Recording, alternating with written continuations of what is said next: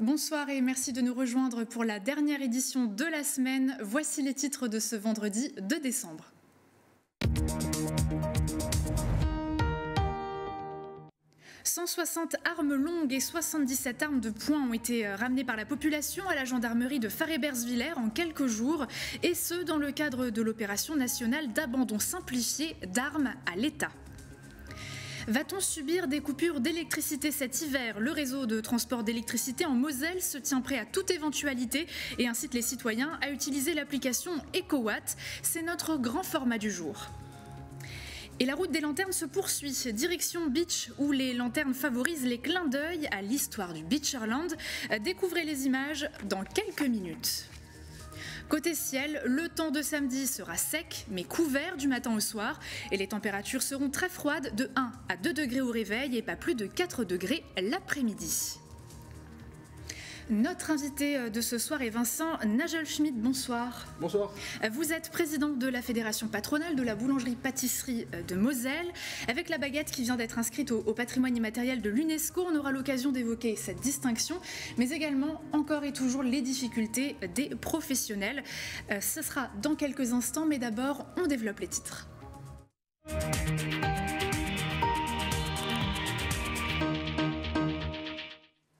Et on démarre avec cette grève des contrôleurs SNCF qui se poursuit jusqu'à dimanche 4 décembre. Des perturbations sont prévues sur le TGV du week-end. Valentin Piovesan, bonsoir. Quelle est la situation ?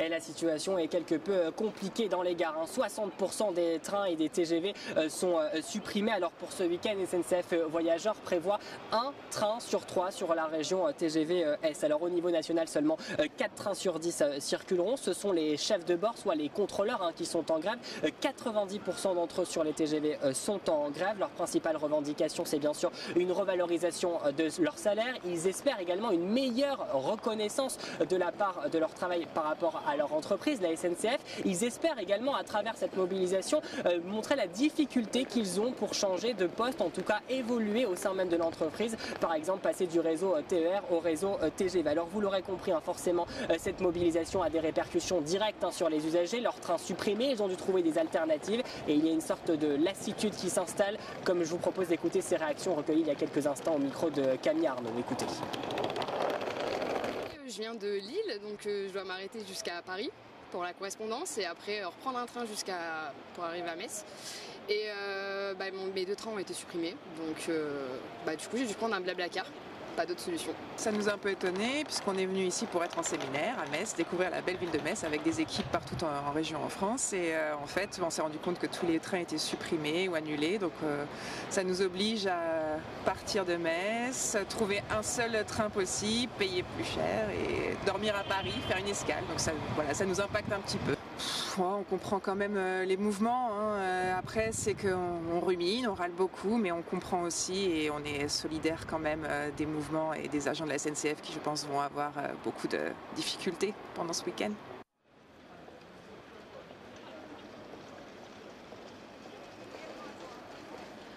La compagnie qui a annoncé le retour du trafic à partir du lundi 5 décembre. La compagnie qui a également annoncé que les billets seront remboursés à hauteur de 100% du prix du billet, en tout cas pour toutes celles et ceux qui ont vu leur train supprimé entre vendredi et dimanche. C'est la question également, cela menace-t-il les fêtes de fin d'année, Valentin ?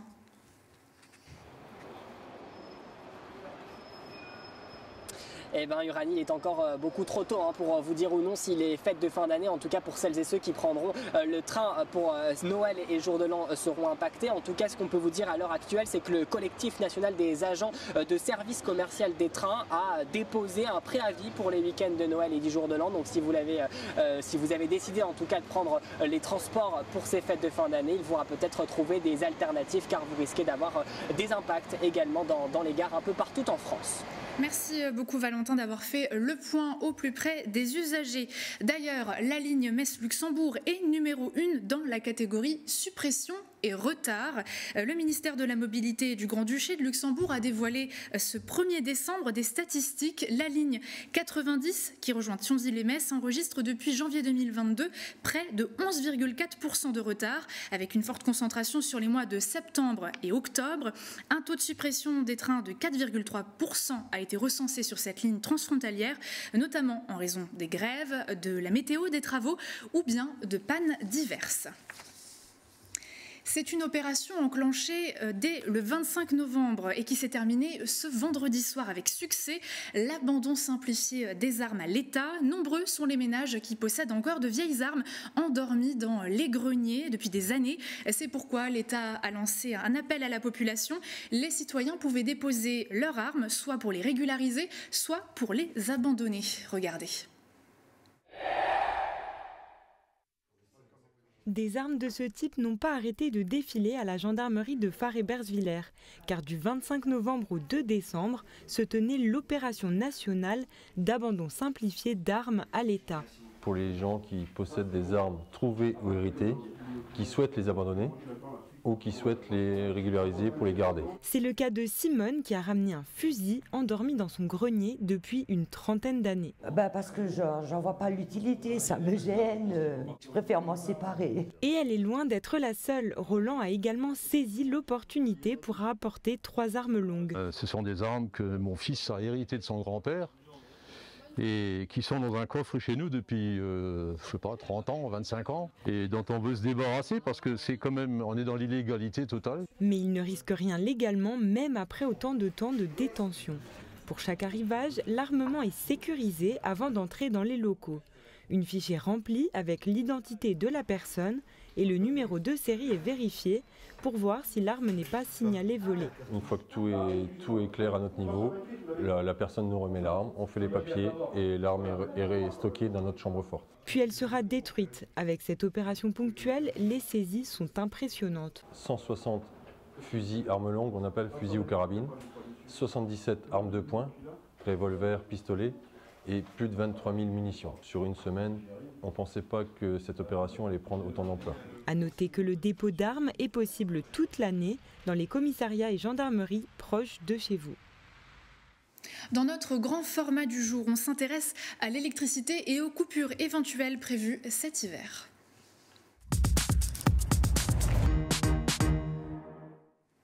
Allons-nous devoir faire face à des coupures d'électricité lors de grands pics de froid? Rien n'est moins sûr, alors producteurs, transporteurs et distributeurs d'énergie anticipent et prévoient des mesures en cas de délestage. Parmi les acteurs sur le qui-vive pour limiter la casse, RTE, le réseau de transport d'électricité. Explication au cœur de la plateforme à Uckange. Nous sommes ici à un carrefour entre la production et la distribution d'électricité. Le groupement de postes de Saint-Hubert, à Uckange, fait partie de RTE, le réseau de transport d'électricité. Ici, 225 000 volts sont transformés en 63 000, puis en 20 000 volts. Une plateforme essentielle qui se prépare aux potentielles coupures cet hiver. Elles vont être courtes, elles vont durer de l'ordre de 1 à 2 heures, et ce sera ciblé sur certaines régions de France. Et c'est indépendant en fait entre l'endroit de production et l'endroit de consommation. Mais le gouvernement assure qu'aucun département ne sera touché en entier. Au total, 60% de la population pourrait être concernée. Chez RTE, on se veut rassurant. Tout d'abord, il n'y aura pas de blackout. Ça, on peut le préciser. Le réseau mosellan, comme l'ensemble du réseau français, est interconnecté. Donc il n'y aura pas plus de problèmes en Moselle qu'ailleurs en France. La météo clémente de ces derniers jours pourrait laisser place à une période de froid plus intense début 2023. Des précautions seront donc prises en conséquence. Là, on fera appel à certains dispositifs. On demandera aux gros industriels de s'effacer. On agira sur la tension ou alors on fera appel au système EcoWatt.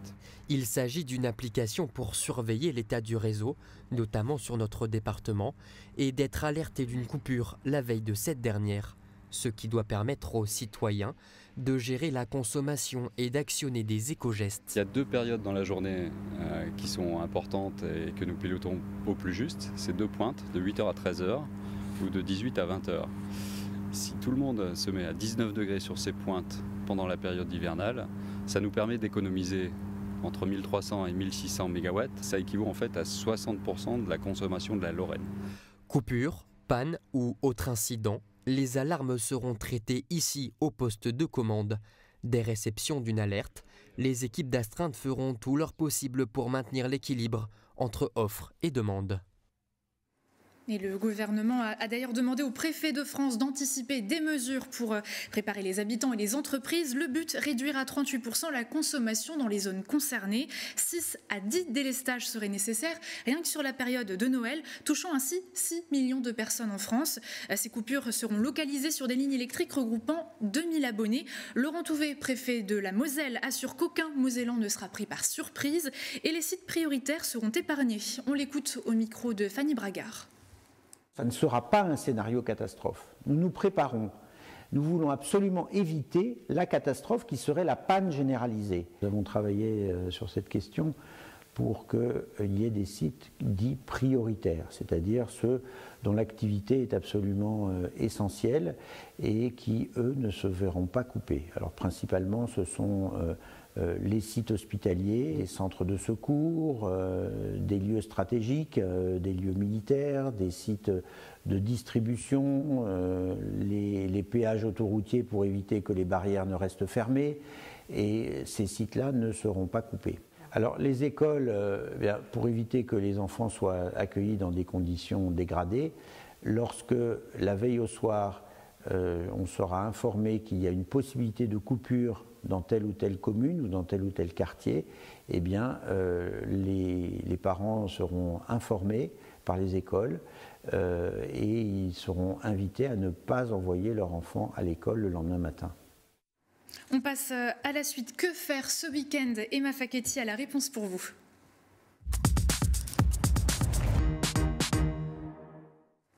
Bonsoir Emma. Bonsoir. Alors le week-end est marqué par 2 événements immanquables qui riment avec tradition et solidarité. Et on commence avec un événement perpétué dans la région depuis près d'un millénaire, la Saint-Nicolas. Si le saint patron des écoliers est célébré habituellement le 6 décembre, cette année, de nombreuses communes ont décidé de prendre un peu d'avance et d'organiser le traditionnel défilé ce week-end. C'est le cas à Metz et ça commence dès samedi à 14h, place de la Comédie. Sur place, vous pourrez écouter des chants de Noël et rencontrer le fameux Saint-Nicolas pour l'incontournable apparition du patron des Lorrains au balcon de l'Opéra-Théâtre et le défilé dans les rues du centre-ville. Rendez-vous dimanche à 16h30.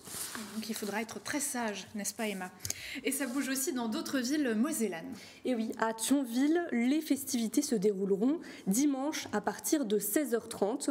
Pour l'occasion, 13 chars, 9 troupes d'animation et 6 groupes de musique défileront dans les rues de la ville. Samedi, le choix ne va pas être simple tant les cortèges sont nombreux. Le Saint-Nicolas et le Père Fouettard défileront à Ucange à 15h, à Cattenom et à Agondange à 16h et à Florange à 17h. Un programme chargé qui vous permettra à coup sûr de passer un bon moment avec vos amis et votre famille. Et n'hésitez pas à vous renseigner autour de vous. Il y a de nombreux événements qui sont organisés ce week-end pour célébrer la Saint-Nicolas. Alors après la fête, place à la solidarité avec un week-end marqué par plus de 200 animations en faveur du Téléthon. Le compteur du 36-37 est de nouveau prêt à grimper, surtout en Moselle, puisque le département figure parmi les plus généreux en faveur de la recherche contre les maladies génétiques rares. C'était le cas en 2021. Le Téléthon avait récolté près de 86 millions d'euros, dont 1 million pour la Moselle. Alors c'est un chiffre qui donne quand même espoir, mais qu'en est-il cette année? Comment peut-on participer? Alors voici 3 événements dont les bénéfices seront renversés au Téléthon. Il y en a pour tous les goûts. Pour les sportifs, direction Hambourg-Haut. Une randonnée pédestre de 8 km est organisée samedi matin. Départ prévu à 9h au niveau du parking du centre social Pierre-Julien. Participation financière à l'appréciation de chacun.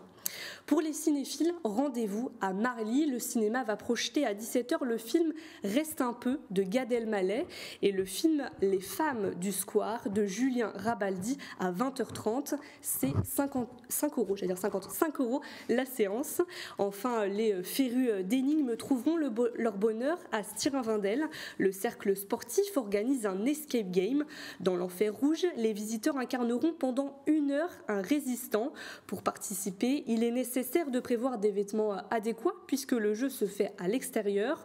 Comptez 25 € par groupe de 5 personnes maximum. Et outre les collectes et les animations, vous pouvez également faire un don par internet ou par téléphone au 3637. C'est noté, Emma, merci beaucoup pour ces précisions. On va poursuivre notre exploration de la route des Lanternes à Bitche. C'est au pied des fortifications de la citadelle dans le parc du Stadtfeuer que les Mosellans sont invités à déambuler sur près de 300 mètres pour apprécier toute la magie de ce sentier des Lanternes, sentier qui multiplie les clins d'œil au passé verrier du Bitcherland. C'est un reportage de Fanny Bragard.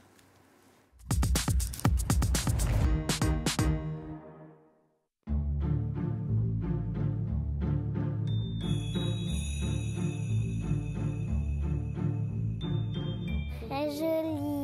J'ai aimé le Père Noël et les reines.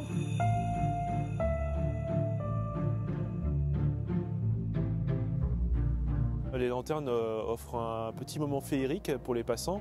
C'est un peu la magie de Noël qui commence en début de décembre.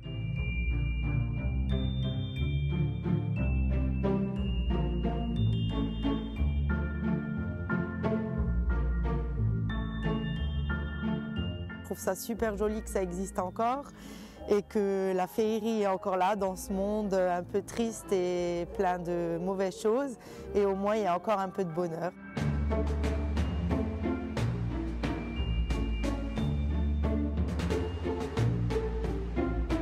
Moi, j'aime bien prendre des photos avec les lanternes, surtout Saint-Nicolas. Voilà, donc on va faire des photos et puis on continue notre petite visite, quoi. Et après, un vin chaud. Le vin chaud.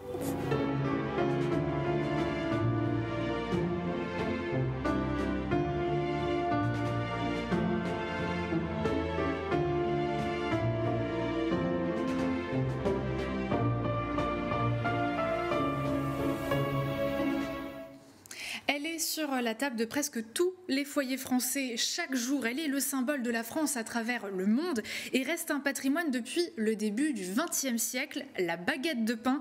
On en parle avec notre invité du jour.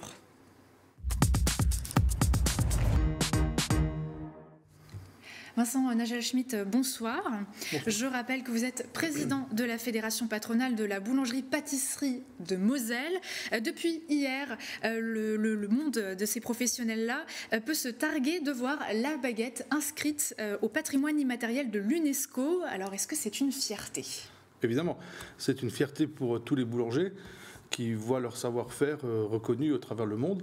Alors, c'est un symbole de la France, mais du coup, aujourd'hui, le fait que ce soit inscrit nous permet de rayonner partout. Donc je vous ai même apporté un petit peu de ces 250 grammes de bonheur à partager. Donc vous pourrez déguster après. On pourra le partager après en off. Est-ce que cette distinction apporte vraiment quelque chose en plus de la fierté ou est-ce que c'est seulement symbolique ? Alors évidemment, c'est pas forcément révolutionnaire pour le commerce de tous les jours, mais quand même pour les boulangers mosellans et de toute la France, c'est une fierté que d'avoir cette baguette qui est inscrite. On va pouvoir du coup encadrer toutes les façons de la faire, tout le savoir-faire qui est derrière, pour promouvoir la fabrication. Au travers de la baguette, qui est juste le symbole de cette France, on pourra aussi faire la promotion de toute la filière, mettre en avant nos agriculteurs avec l'amour de la terre qu'ils ont, les meuniers qui fabriquent la farine et au final le boulanger qui met son tour de main et son savoir-faire à cette réalisation. En fait, il n'y a pas qu'une seule baguette, il y a une baguette par artisan ? Oui, alors c'est la particularité et ce qui fait la force de tout ça, c'est que chaque boulanger est unique et c'est son tour de main qui fait que la baguette, elle est celle que vous retrouvez tous les matins dans son magasin. Il n'y a que 4 ingrédients dedans. Et malgré tout, vous trouvez bien des différences. Mais une vraie baguette, c'est quoi alors ? Une vraie baguette, c'est une baguette qui il y a juste de la farine, de l'eau, du sel et de la levure, mais avec une fermentation longue et un façonnage manuel, une cuisson sur pierre. Et donc voilà, vous avez après c'est vraiment le boulanger qui fait la différence avec son tour de main. Comment vous arrivez à expliquer qu'aujourd'hui c'est encore un produit, alors on est passé au début du XXe siècle à un produit qui était plus lié à la survie, à la famine, ce genre de choses, à quelque chose qui est maintenant ancré dans notre quotidien. C'est très culturel. Alors c'est aussi le symbole un peu du partage. Tout le monde, alors la boulangerie, c'est encore bien souvent l'un des derniers commerces qui reste dans nos villages. Donc c'est un lien social pour beaucoup de nos concitoyens. Quand vous avez les enfants, c'est souvent la première mission qu'on leur confie, c'est d'aller acheter une baguette. Alors c'est la première mission qu'ils ont avec un petit peu d'argent. C'est le dernier lien dans les villages avec les camionnettes, comme je vous disais. Donc c'est important qu'il reste des boulangers, qu'on protège le savoir-faire. Il n'y a que chez nous, enfin en tout cas en France, qu'on arrive à faire une baguette comme ça? Ah oui, alors là c'est catégorique. Bien d'autres pays ou d'autres personnes ont déjà essayé, mais il n'y a que les Français qui savent aussi bien la faire. Et quand des boulangers français s'installent à l'extérieur de la France, ailleurs dans le monde, forcément la farine vient de France, parce que c'est aussi propre à notre terroir et à notre savoir-faire de nos agriculteurs. Alors cette mise en lumière accentue aussi, il faut le dire, les revendications que vous aviez déjà énoncées sur notre plateau il y a quelques semaines, quelques mois. Vous demandiez des mesures par rapport à la profession qui est en mal, avec la crise de l'énergie notamment et de la matière première qui augmente. Vous demandiez notamment des boucliers tarifaires et autres mesures pour ne pas mettre la clé sous la porte. Est-ce que toutes ces revendications ont été entendues? Alors elles ont été entendues, j'en suis certain. Notre Confédération nationale rencontre régulièrement les différents ministères qui œuvrent à adapter le mieux possible les différentes mesures gouvernementales à nous aider à passer cette crise énergétique. C'est très difficile pour beaucoup de mes collègues, mais le dossier de l'UNESCO a été, bien que porté par la Confédération nationale, a été initié aussi par le gouvernement, qui en est très fier aujourd'hui. Et je ne peux pas imaginer que le gouvernement ait tant de fierté à promouvoir l'artisanat et que derrière on ne soit pas accompagné pour résister face à cette crise. Un petit exemple, à Bourg-Altroff, près de Morange, dans le Saulnois, l'un de vos confrères a mis la clé sous la porte malgré toutes les mesures qu'il avait mises en place. Il ferme définitivement boutique après 5 ans d'activité, notamment à cause de cette facture d'électricité qui a triplé de son côté. Que dire de cette situation? Est-ce qu'elle est isolée ou est-ce que vous entendez ce genre d'exemple régulièrement? Alors, elle n'est pas isolée du tout. Ce qui se passe, c'est qu'il y a beaucoup de contrats différents. Les boulangers n'arrivent pas forcément à échéance tous au même moment. Donc ce boulanger-là subit les hausses dès aujourd'hui. D'autres vont le subir un peu plus tard. Il faut forcément essayer d'adapter un peu ces modes de production, essayer d'adapter un peu, d'optimiser les cuissons, d'essayer d'économiser le mieux possible l'énergie. Des plans de sobriété sont mis en place, mais il reste des situations difficiles. Qu'est-ce que vous pouvez dire à vos confrères qui nous regardent peut-être ce soir et qui auraient besoin d'un petit peu d'espoir quand même? Qu'il faut tenir bon et qu'ensemble on y arrivera. On y arrivera. La boulangerie a toujours su se réinventer. Elle saura encore se réinventer demain et tenez bon. On y arrivera. Merci beaucoup pour ces mots. Peut-être que les citoyens qui continuent aussi d'acheter cette fameuse baguette pourront participer à la survie de ces artisans. Merci beaucoup d'avoir partagé notre plateau. Merci. Et à bientôt. Merci. Pourquoi ne pas se lancer un défi sportif pour le Téléthon? C'est ce que nous montre la dernière image du jour. À Sarreguemines, la caserne des pompiers et le Cora proposaient 2 challenges pour récolter de l'argent ce vendredi, mais également demain, samedi 3 décembre, gravir l'équivalent du Mont Blanc en montant la tour de la caserne et utiliser un rameur, un vélo et un simulateur de ski de fond pour effectuer une distance de 1000 km.